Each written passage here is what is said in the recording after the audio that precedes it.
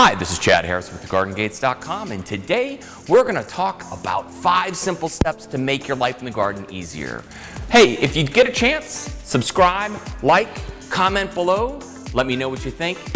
Give me a question, even ask me to present something of new information to you. So let's get into it. But remember to stay till the end because number 6 is the one that I'm not going to tell you about. So let's get started. The number one thing that everybody needs to know is about feeding your garden. But of course you know that. So why don't you do it? Or are you doing it the right way? Or do you even know? I don't know. I mean, it took me a long time to figure it out. Let me give you the backstory. For years, I was a grower, owned garden centers, I've landscaped cities, I've worked on golf courses, and I've done everything from little backyards to huge. And in between, I learned a little bit about flowers.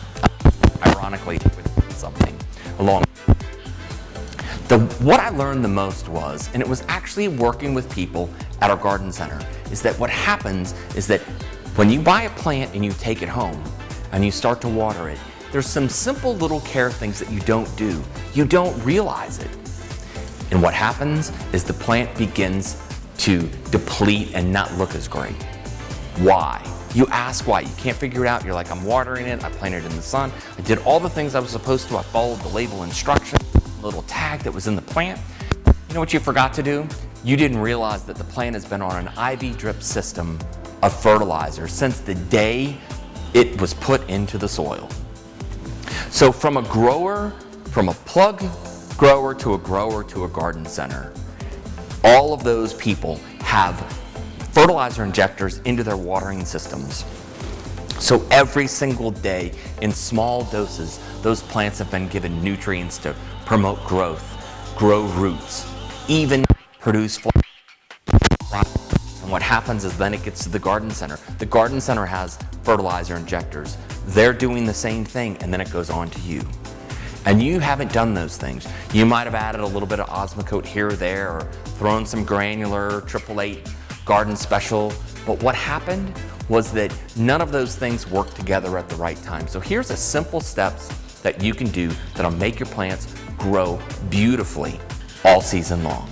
When you plant your plant, make sure to put the granular fertilizer at the bottom of the hole and cover it with a little bit of soil. That's number 1. Number 2, after you plant the plant, go ahead and water it in, and then start watering the plant using a liquid fertilizer. 20-20-20, Jax, and even Miracle. All of those things are going to provide a stable, slow, simple nutrients to the plant until that granular fertilizer takes off. And once that granular fertilizer takes off, it'll be perfect. And you can continue to water liquid fertilizer a week. So that is my easiest recommendation to grow beautiful flowers every single time, is actually to use a granular fertilizer with a liquid fertilizer in combination in your garden. You will have the biggest plants and most abundant flowers that you can imagine. So let's move on to number 2. Number 2 is all about the mulch, all right? I want you to find the best premium product that you can when you go to add that to your yard. And I do realize that some of you have massive gardens and need tons of mulch. Maybe you should consider planting some ground covers to eat up some of that space. Because when you're adding products like mulch to yards and gardens, you want to make sure that you're adding a product that has benefits in the future, that when it breaks down, it releases nutrients into the soil to make your soil more fertile, to make your plants have a better growing environment, which is going to reduce things like disease, insects, weeds. That's right, weeds. The more fertile your ground is and the stronger your plants are, you'll have less weeds, if you follow some little simple steps. So find the right product, apply it correctly at 3 inches. 1 bag should cover about 15 square feet, and make sure that you're using a higher grade product. Don't get suckered by the sale at Home Depot, 4 bags for $10 for 4 bags. That stuff's junk. It's dyed 2x4s, and you don't want that. Number 3, let's talk about birth control. That's right, birth control for the garden. There are several pre-emergent herbicides in granular form as well as liquid form that you apply to your garden and lawn that will keep the weed seeds from germinating. What's the trick?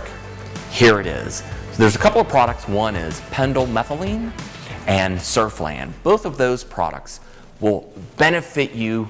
90% of your weeds will go away, I promise. And you will, yes, it costs a little bit of money, but your garden will be very thankful. How do you apply it?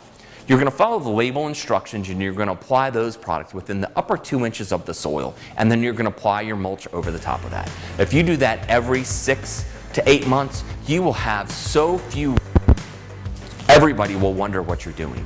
And it's going to promote healthier plants because you won't have weeds fighting and taking the nutrients from your plants. I think that was 1, 2, 3. We're on to number 4 now. All right. So number 4, I know that's kind of silly. I can't even count today. So number 4, that best thing that I can recommend for you, clean. Clean your gardens. And what I mean by clean, deadhead plants. Clean out old leaves. Prune off failing parts of a plant that is, the branch might be broken, or maybe it's got a little disease on it. Maybe there's some wilt. Pull those leaves off. Get rid of them. Deadhead all the flowers. Why? Because that your plant is going to continue to send nutrients to those parts of the plant no matter what, and it's going to take it away from the healthier part. Also, by deadheading, you promote the plant to produce new blooms over producing seedlings. So the way you want to think about it, it's simple. The cleaner your garden, the healthier your plants, the better they'll bloom, the more flowers you'll get out of it. One of my last tips for you today is going to be the right plant for the right place. Everybody knows the story. You look across the street and your neighbor's yard is beautiful and you're like, I want what they have. The problem is that your house is facing west and their house is facing east. So one of you gets mornings and one of you gets afternoons. Neighbor Sally Susan across the street has got impatiens. If you plant those impatiens in your front yard, they're going to get burned to a crisp. So you're going to need a plant like Vinca. So really what you need to do is you need to go out wherever you're going to be planting and check the sun at 10 and check the sun. Based on that information, go to your local garden center. Get somebody to work with you. Bring pictures with you. Pick out plants. Slowly incorporate them into those spaces and make sure you've made the right choices. Remember to water, add the fertilizer, use the proper mulch, and you will have a magnificent garden year-round. You're welcome to come and see mine any day of the week if you're in New Orleans. All you have to do is find where the Plum Street Snowball Stand is in Uptown New Orleans, and everybody knows where that is, right off the streetcar tracks. And I promise you, on your way, you will not miss my yard. Currently today, there's foxgloves that are probably 4 to 5 feet tall. And if I stand out there on a Sunday, all I do is answer questions. So please, if you're in New Orleans, drive down the street, because I really do have a beautiful front yard. So here's what I wanted to tell you. Here's my secret sauce. How do I do it? My last tip is number 6. It's what I do on Sundays. Every single Sunday morning, I have a ritual. This ritual started because I wanted beautiful orchids. I take the orchids in our house, I put them underneath the kitchen sink. I ever so carefully give them water and let the water drain out. And while those plants are draining, I place them in like I said, I place them in the kitchen sink and let the water run through. And as they're draining, I actually go and grab our huge ice tray. All right, go around the house and I dump the ice and all of the plants. Some more than others. Some get a handful, some get 3 handfuls. Little ficus trees might get 5 handfuls. I do it until there's no ice left. Go back, I rinse out the ice container, I drop it back in the freezer, and I go and put the orchids exactly back where they were. I make myself an iced coffee because in New Orleans, you drink iced coffee. I walk out the front door when I go just to take a look to see what's going on in the yard, and I just carefully look around, I pull any weeds that might be there, and really just get a survey on a regular Sunday basis when the street is quiet and the phones aren't ringing and there's no emails to return, and then I make my plan for the week. I still do work in my own yard, even though we still own a landscape. I've loved to piddle in the garden. Come and they'll plant the flowers. Our landscape architect will be like, oh, I've got this great idea. And the guys come in and they just do this awesome job. but I love to go tinker in it. I love to move plants, I love to add plants, I love to do all those things. So if you have any questions, please drop the comment below. I'm really good about responding. Also, please like and share this with your friends, stick it on Facebook, anything like that. My name's Chad Harris, and I'm with thegardengates.com.